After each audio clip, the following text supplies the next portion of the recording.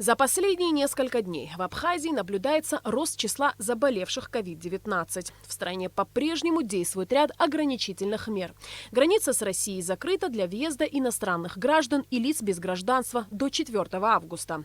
Координационный штаб по защите от коронавируса предупреждает граждан соблюдать социальную дистанцию, в людных местах стараться использовать средства защиты, маски и перчатки. Стоит отметить, что в обществе не принято называть персональные данные заболевших коронавирусом. Однако сейчас стала наблюдаться другая тенденция.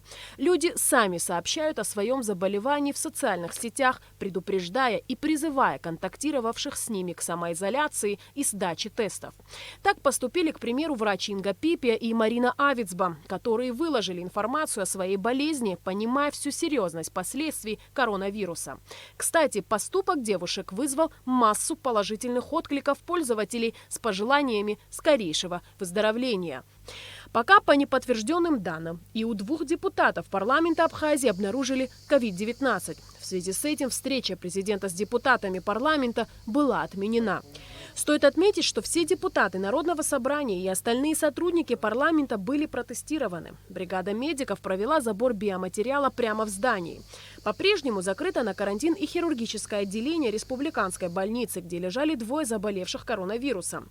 По словам главного санитарного врача столицы Аллы Беляевой, в хирургическом отделении республиканской больницы проводится санобработка. После окончания дезинфекции бригада направится и в парламент.